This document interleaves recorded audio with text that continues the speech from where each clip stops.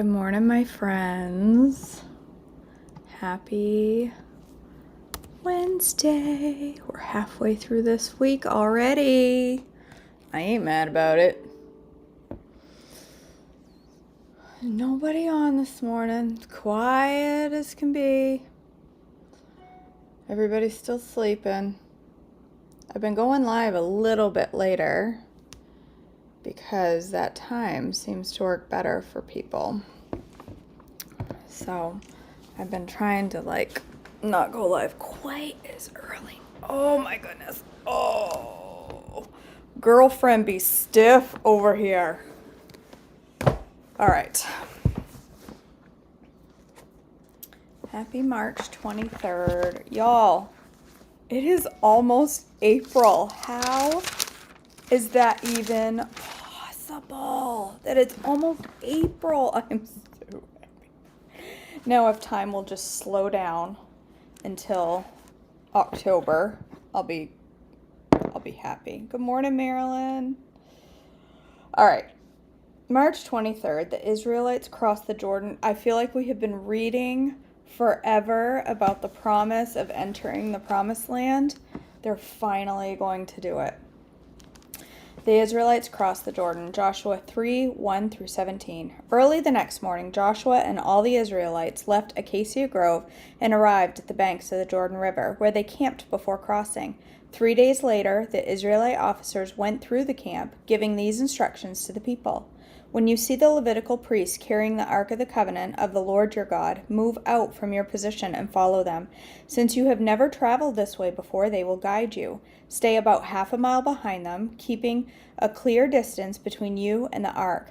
Make sure you don't come any closer. Then Joshua told the people, "Purify yourselves, for tomorrow the Lord will do great wonders among you." In the morning, Joshua said to the priests, "Lift up the Ark of the Covenant and lead the people across the river." And so they started out and went ahead of the people. The Lord told Joshua, "Today I will begin to make you a great leader in the eyes of all of the Israelites. They will know that I am with you, just as I was with Moses. Give this command to the priests who carry the Ark of the Covenant. When you reach the banks of the Jordan River, take a few steps into the Jordan and stop there." So Joshua told the Israelites, "Come and listen to what the Lord your God says. Today you will know that the living God is among you. He will surely drive out the Canaanites, Hittites, Hivites, Perizzites, Girgashites, Amorites, and Jebusites ahead of you. Look, the Ark of the Covenant, which belongs to the Lord of the whole earth, will lead you across the Jordan River. Now choose 12 men from the tribes of Israel, one from each tribe. The priests will carry the Ark of the Lord of all the earth. As soon as their feet touch the water, the flow of water will be cut off upstream, and the river will stand up like a wall." So the people left their camp to cross the Jordan, and the priests who were carrying the Ark of the Covenant went ahead of them. It was the harvest season, and the Jordan was overflowing its banks. But as soon as the feet of the priests who were carrying the ark touched the water at the river's edge, the water above that point began backing up a great distance away at a town called Adam, which is near Zarethan. And the water below the point flowed onto the Dead Sea until the riverbed was dry. Then all the people crossed over near the town of Jericho. Can you imagine being in these towns? The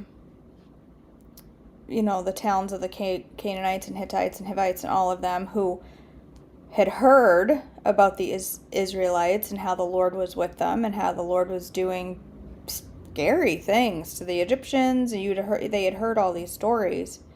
And here comes this group of people walking on dry land again. That would be, I bet they were running. Meanwhile, the priests who were carrying the Ark of the Lord's Covenant stood on dry ground in the middle of the riverbed, and the people passed by. They waited there until the whole nation of Israel had crossed the Jordan on dry ground. Memorials to the Jordan crossing, Joshua 4:1-5:1. When all the people had crossed the Jordan, the Lord said to Joshua, "Now choose 12 men from each tribe. Tell them, take 12 stones from the very place where the priests are standing in the middle of the Jordan. Carry them out and pile them up at the place where you will camp tonight." So Joshua called together the 12 men he had chosen, one from each of the tribes of Israel. He told them, "Go into the middle of the Jordan, in front of the ark of the Lord your God. Each of you must pick up one stone and carry it out on your shoulder, 12 stones in all, one for each of the 12 tribes of Israel. We will use these stones to build a memorial. In the future, your children will ask you, what did these stones mean? Then you can tell them, they remind us that the Jordan River stopped flowing when the Ark of the Lord's covenant went across. These stones will stand as a memorial among the people of Israel forever. So the men did as Joshua had commanded. They took 12 stones from the middle of the Jordan River, one for each tribe, just as the Lord had told Joshua. They carried them to the place where they camped for the night and constructed the memorial there. Joshua also set up another pile of 12 stones in the middle of the Jordan, at the place where the priests who carried the Ark of the Covenant were standing, and they are there to this day. The priests who were carrying the Ark stood in the middle of the river until all the Lord's commands that Moses had given to Joshua were carried out. Meanwhile, the people hurried across the riverbed, and when everyone was safely on the other side, the priests crossed over with the Ark of the Lord as the people watched. The armed warriors from the tribes of Reuben, Gad, and the half-tribe of Manasseh led the Israelites across the Jordan, just as Moses had directed. These armed men, about 40,000 strong, were ready for battle, and the Lord was with them as they crossed over the plains of Jericho. That day the Lord made Joshua a great leader in the eyes of all the Israelites, and for the rest of his life they revered him as much as they had revered Moses. The Lord had said to Joshua, "Command the priests carrying the Ark of the Covenant to come up out of the riverbed." So Joshua gave the command. As soon as the priests carrying the Ark of the Lord's Covenant came up out of the riverbed and their feet were on high ground, the water of the Jordan returned and overflowed its banks as before. The people crossed the Jordan on the 10th day of the first month. Then they camped at Gilgal, just east of the Jericho. It was there at Gilgal that Joshua piled up the 12 stones taken from the Jordan River. Then Joshua said to the Israelites, "In the future your children will ask, 'What do these stones mean?' Then you can tell them, 'This is where the Israelites crossed the Jordan on dry ground.' For the Lord your God dried up the river right before your eyes, and he kept it dry until you were all across, just as he did at the Red Sea, when he dried it up until we had all crossed over. He did this so all the nations of earth might know that the Lord's hand is powerful, and so you might fear the Lord your God forever." When all the Amorite kings west of the Jordan all the Canaanite kings who lived along the Mediterranean coast heard how the Lord had dried up the Jordan River so the people of Israel could cross, they lost heart and were paralyzed with fear because of them. Israel reestablishes covenant ceremonies, Joshua 5, 2-12. At that time, the Lord told Joshua, "Make flint knives and circumcise the second generation of Israelites." So Joshua made flint knives and circumcised the entire male population of Israel at Gibeath Haraloth. Joshua had to circumcise them because all the men who were old enough to fight in battle when they left Egypt had died in the wilderness. Those who left Egypt had all been circumcised, but none of those born after the Exodus during the years in the wilderness had been circumcised. The Israelites had traveled in the wilderness for 40 years until all the men who were old enough to fight in battle when they left Egypt had died, for they had disobeyed the Lord and vowed that he would not let them enter the land he had sworn to give us, a land flowing with milk and honey. So Joshua circumcised their sons, those who had grown up and taken their fathers' places, for they had not been circumcised on the way to the promised land. After all the males had been circumcised, they rested at camp until they were healed. All I can think about is they didn't have surgical knives. They didn't have numbing ointment.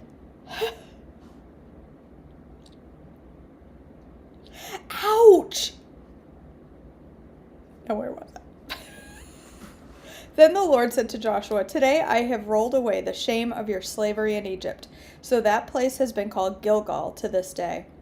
When the Israelites were camped at Gilgal on the plains of Jericho, they celebrated Passover on the evening of the 14th day of the first month. The very next day they began to eat unleavened bread and roasted grain harvested from the land. No manna appeared on the day they first ate from the crops of the land, and it was never seen again. So from the time on, the Israelites ate from the crops of Canaan. The Lord's commander confronts Joshua. Joshua 5:13-15. When Joshua was near the town of Jericho, he looked up and saw a man standing in front of him with a sword in hand. Joshua went up to him and demanded, "Are you friend or foe?" "Neither one," he replied. "I am the commander of the Lord's army." At this, Joshua fell fell with his face to the ground in reverence. "I am at your command," Joshua said. "What do you want your servant to do?" The commander of the Lord's army replied, "Take off your sandals, for the place where you are standing is holy." And Joshua did as he was told. The Fall of Jericho. Now the gates of Jericho were tightly shut because the people were afraid of the Israelites. No one was allowed to go in or out. But the Lord said to Joshua, "I have given you Jericho, its king and all of its strong warriors. You and your fighting men should march around the town once a day for 6 days. 7 priests will walk ahead of the ark, each carrying a ram's horn. On the 7th day you are to march around the town 7 times, with the priests blowing the horns. When you hear the priests give one long blast on the ram's horn, have all the people shout as loud as they can. Then the walls of the town will collapse, and the people will charge straight into the town." So Joshua called together the priests and said, "Take up the ark of the Lord's covenant, and assign 7 priests to walk in front of it, each carrying a ram's horn." Then he gave orders to the people, "March around the town, and the armed men will lead the way in front of the ark of the Lord." After Joshua spoke to the people, the 7 priests with the ram's horns started marching in the presence of the Lord, blowing the horns as they marched, and the ark of the Lord's covenant followed behind them. Some of the armed men marched in front of the priests with the horns, and some behind the ark, with the priests continually blowing the horns. "Do not shout, do not even talk," Joshua commanded. "Not a single word from any of you until I tell you to shout. Then shout." So the ark of the Lord was carried around the town once a day, and then everyone returned to spend the night in the camp. Joshua got up early the next morning, and the priests again carried the ark of the Lord. The 7 priests with the ram's horns marched in front of the ark of the Lord, blowing their horns. Again, the armed men marched both in front of the priests with the horns and behind the ark of the Lord. All this time the priests were blowing their horns. On the 2nd day, they marched around the town once and returned to camp. They followed this pattern for 6 days.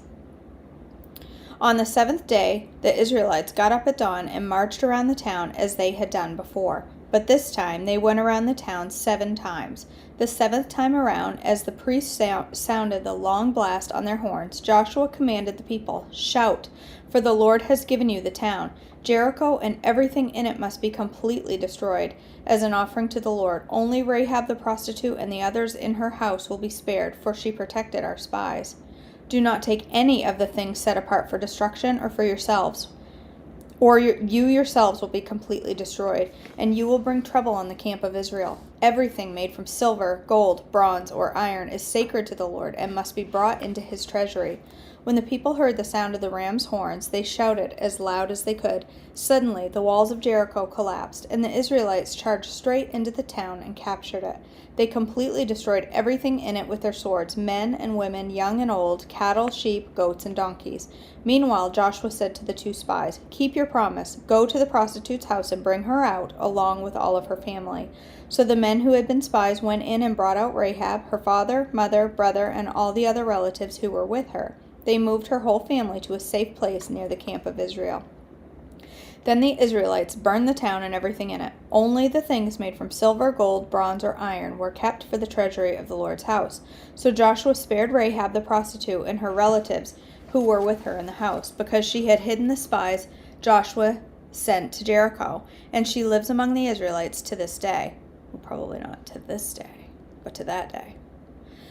At that time, Joshua invoked this curse: "May the curse of the Lord fall on anyone who tries to rebuild the town of Jericho. At the cost of his firstborn son, he will lay its foundations. At the cost of his youngest son, he will set up its gates." So the Lord was with Joshua, and his reputation spread throughout the land. Okay. Can you imagine?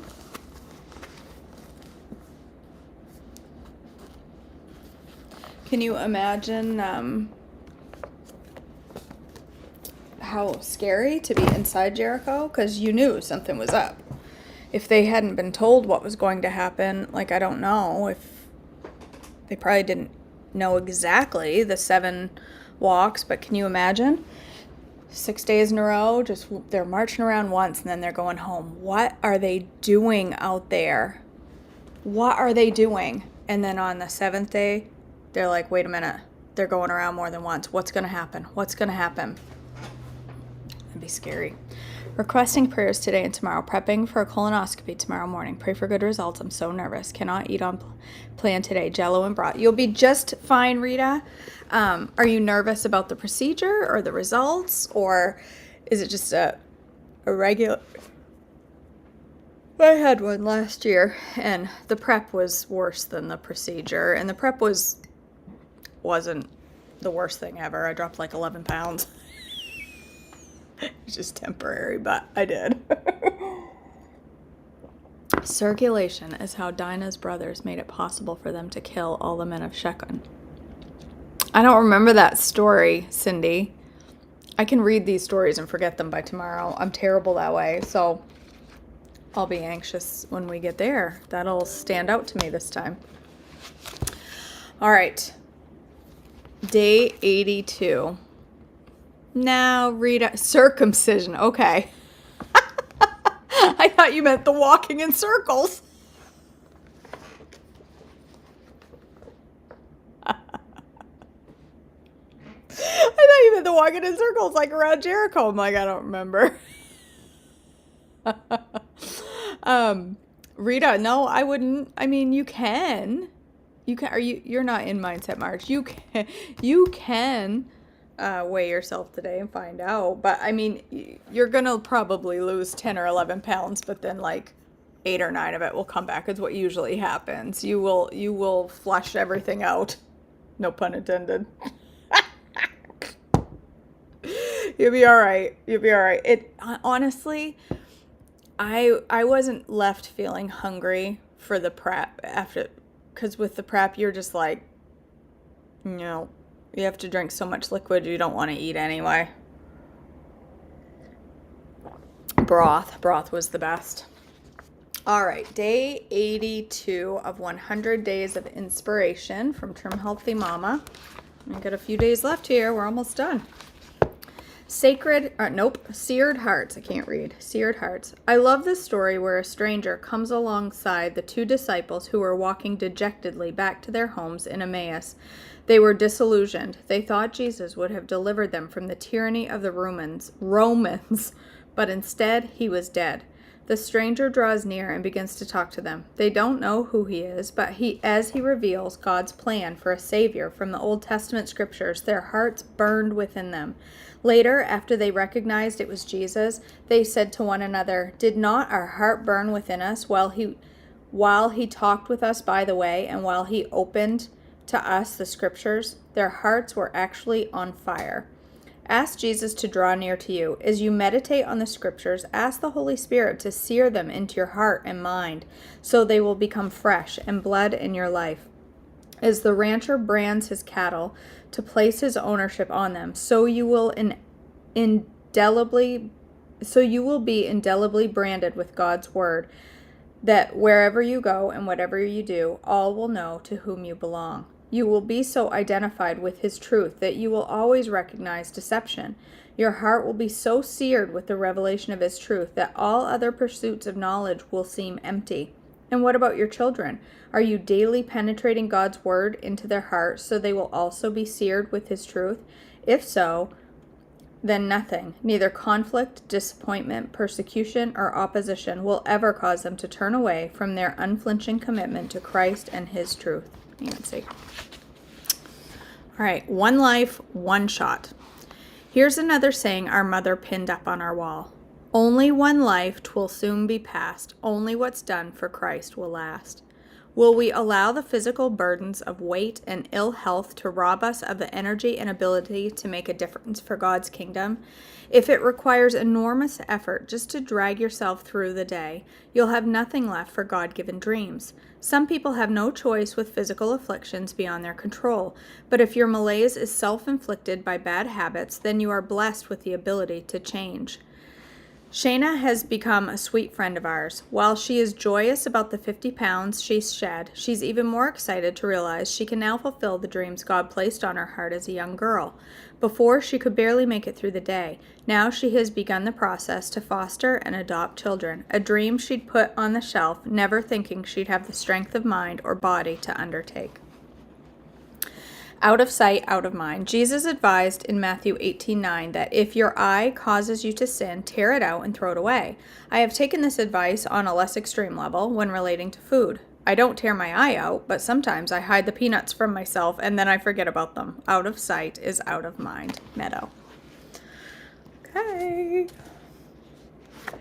That was good today. I look forward to that every morning. I so look forward to reading the Word. It's become